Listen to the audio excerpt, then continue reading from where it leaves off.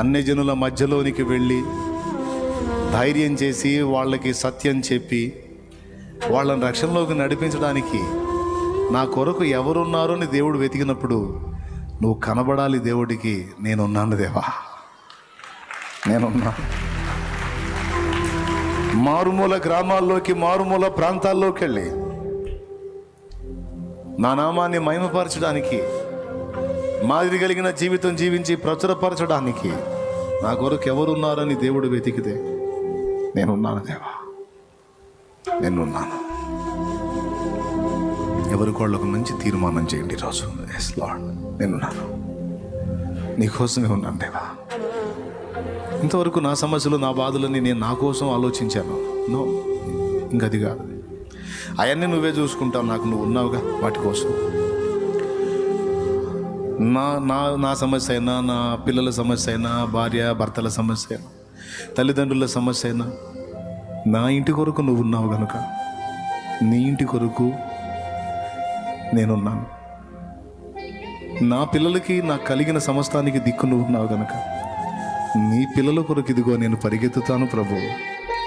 నీ పిల్లల కొరకు నేను ప్రయాసపడతా. నీ పిల్లల్ని రక్షణలో నడిపించడానికి నా వంతు నేను పోరాటం చేస్తా. నేను ప్రార్థిస్తాను, ప్రకటిస్తాను, మాదిరిని ఇస్తాను, ప్రేమ చూపుతాను. నన్ను బలపరచు తండ్రి, నన్ను బలపరచు. అన్ని జనుల్లో నీ నామాన్ని మయంపరచడానికి నేనున్నాను. అందరం ప్రార్థన చేద్దాం. పరిశుద్ధ తండ్రి, సత్యం కొరకు, సువార్త కొరకు, ప్రార్థన కొరకు, సంఘాల నిర్మాణం కొరకు, పరిచర్య విస్తరణ కొరకు, ఆత్మల రక్షణ కొరకు ఇదిగో మేమున్నాం దేవా.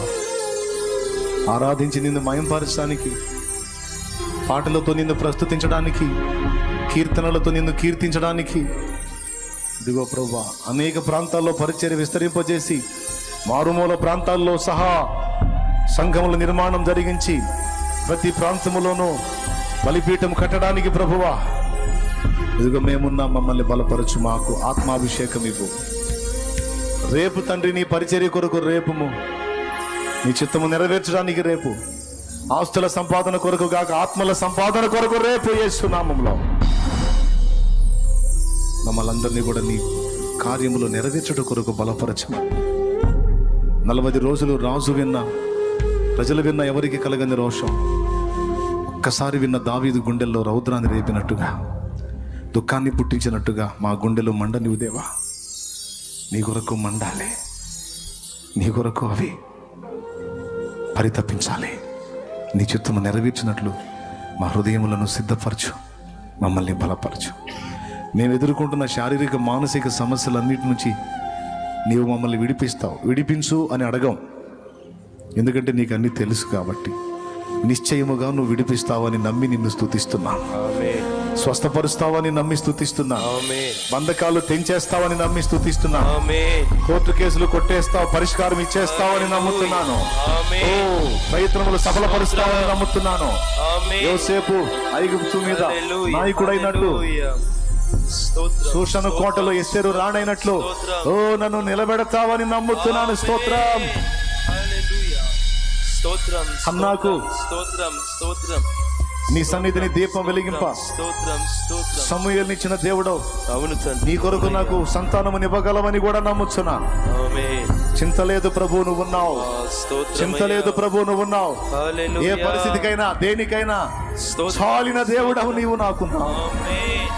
ఈ రోజు నేనంటున్నాను ప్రభు, ఇదిగో నీ కొరకు నేనున్నాను ప్రభువా. నన్ను అనుగ్రహించి బలపరచు. యేసు నామమున పొంది ఉన్నాము తండ్రి. ఆమేన్. పరలోకమందున్న మా తండ్రి, నీ నామం పరిశుద్ధపరచబడునుగాక, నీ రాజ్యం మాకు వచ్చునుగాక, నీ చిత్తం పరలోకమందు నెరవేరుచున్న ప్రకారం భూమి అందులో నెరవేరునుగాక. నేడు మాకు కావలసిన అనుదిన ఆహారం దయచేయం. మా పట్ల అపరాధము చేసిన వారిని మేము క్షమించిన ప్రకారం మీరు మా అపరాధాలు క్షమించండి. మమ్మల్ని శోధనలోకి తేక దుష్టు నుంచి కీడించి తప్పించండి. ఎందుచేతనగా రాజ్యము, బలము, మహిమ, శక్తి సర్వము నిరంతరము నీవై ఉన్నావు తండ్రి. ఆమేన్. ఆమేన్.